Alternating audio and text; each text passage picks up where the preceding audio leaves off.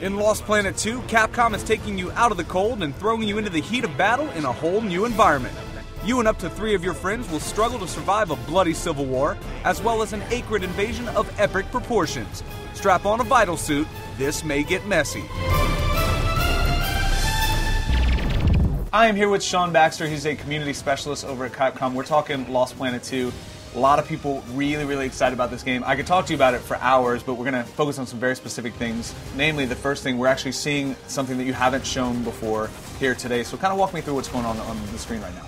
Right now, this is episode 4. So, brand new area that we're showing off. It's way different than what we've shown off as far as snow or desert or the jungle. This is going to see you infiltrating sort of a coastal base of the enemies. And instead of seeing a lot of acrid, it's more these soldiers in the vital suits. So there's a lot more combat that's sort of soldier versus soldier. So tell me about the co-op. The co-op basically will let you go online, 4 players. If you want to just sit on your couch and play with someone at home, you can do split screen as well. And even if you don't have anyone to play with, but you want that sort of vibe, you can actually just turn on a couple AI partners. So you can turn on up to 3, so it feels like you got that 4-player experience. And that's actually what we're showing off here. We got a couple guys who even have, it looks like, fake gamer tags going around and helping you out. Nice. And is it drop in, drop out, or is it something you have to start at the beginning of the level? How does that work? No, it's you can drop in and drop out at checkpoints, which, being that we have an episodic structure and there's chapters in each one, I mean, the longest you have to wait is 10 minutes. Nice. And let's talk about that episodic structure. It seems like a lot of games are moving in that direction. Did you guys go that route because you wanted to tell a story differently? Or what I find is that a lot of people just don't have time to play games for longer than an hour or two, so you want to try to break things up in that manner. Definitely. I mean, one of the things that we wanted to do was sort of show the story on a grander scale. So Lost Planet 1, you followed a hero. This one, you're going to be following multiple heroes. Every episode, you're behind a different faction, a different whole set of people.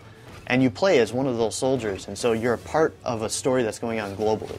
Okay. And let's talk about some of the changes in the gameplay as well. Obviously, one of the things that the first game was known for is epic weaponry. I mean, the amount of destruction you could cause as one human being was incredibly ridiculous. So let's talk about the new weapons. We have some new suits, new mechs, things like that. Oh, definitely. So one of the first things we did was make sure we bring back everything. The guns and the vital suits were, I mean, the fans loved them. So we brought back everything but improved them. And not only that, we topped them all off with dozens and dozens more. So right now he's running around with one of the Gatling guns. So you have the vital suits in the game. You can pull off a weapon from one of those anytime you want. They're big and they're slow, but they do a ton of damage. Right. So it looks like he's hopping in a vital suit now. This is one of the new ones. It's a small little personnel vehicle. You can attach a vital suit weapon to it, but it's actually like more focused on sort of melee combat as well.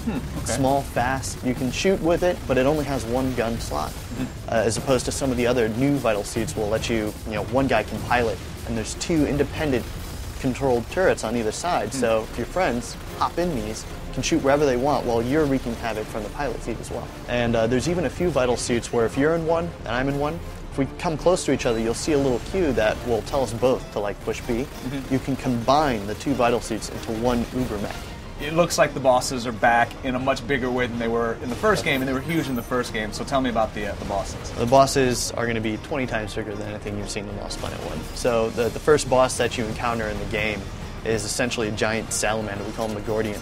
You have the ability to not only just fight him on the outside, you can blow off his legs, knock him down, and then jump into his guts and fight him from the inside. Wow. And that's just one boss, and you're going to be seeing these bosses multiple times in the episodes. And then let's also talk about Kill Big.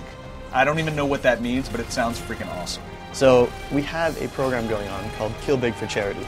So what we're doing is we're getting the community involved with helping us out in downloading the demo. So if you download the multiplayer demo that's out there right now, if we get to 1 million downloads, we're going to donate $20,000 to Music for Relief.